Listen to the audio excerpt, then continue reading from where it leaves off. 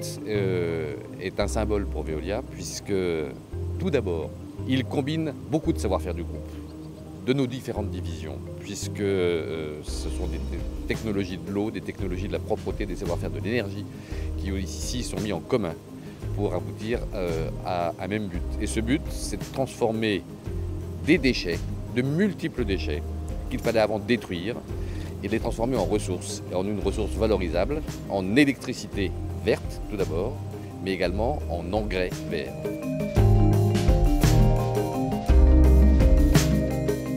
C'est vrai que c'est une nécessité. Il faut en effet que toutes les communes soient assainies.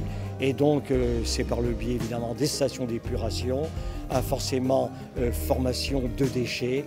Il faut bien éliminer ces déchets. Et lorsqu'on peut en effet reproduire de la matière première, écoutez, je pense que là, on a bouclé, n'est-ce pas, la boucle. Donc, c'est tout à fait important évidemment pour chacun.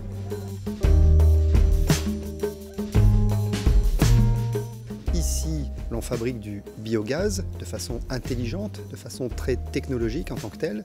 Et ce biogaz est utilisé pour fabriquer de l'électricité avec, en outre, une récupération de chaleur réinjectée dans le process de méthanisation. Donc d'un point de vue énergétique, comme d'un point de vue environnemental par rapport au sol, sur le volet compostage, c'est très intéressant. Sur Artométhanisation, la première grande étape, c'est de réceptionner les déchets, où là on a essayé d'axer sur une certaine souplesse. La deuxième étape, c'est de faire ce qu'on appelle notre mix énergétique, donc notre soupe entre nous, dans une grande cuve de préparation, pour enfin pouvoir alimenter notre process, qui lui se compose en réalité de deux grandes étapes. L'hydrolyse qu'on a choisi de sortir, on va dire, et la digestion qui est faite dans un autre ouvrage. On a également en finalité une post-digestion qui a quand même vocation à récupérer un petit peu plus de gaz, de laisser maturer notre digestion. Et donc pendant 2 ans, on a expertisé, je pense, une quinzaine, voire une vingtaine de process et de constructeurs à travers toute l'Europe.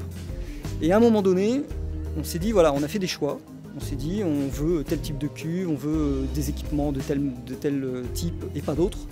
Et on en est arrivé à aller voir effectivement les installations de Veolia Water STI, et notamment celles qui ont été construites en Italie. Et effectivement, ça correspondait complètement à ce qu'on voulait, à la fois en termes de dimensionnement, à la fois en termes d'équipement. Les principaux défis, c'était, je dirais, le fait que le client demandait d'avoir une installation très flexible, capable de gérer au moins 13 catégories de déchets, 13 familles, et capable aussi de s'adapter à une augmentation de charge dans quelques années depuis le départ.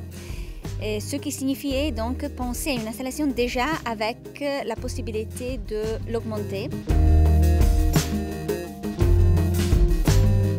On s'est quand même très vite rendu compte que, notamment avec l'apport des équipes italiennes de STI, qu'on avait affaire à des professionnels.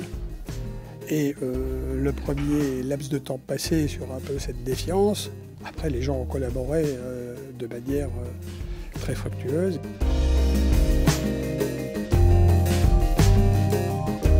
Par rapport à des concurrents, c'est vraiment un projet intégré.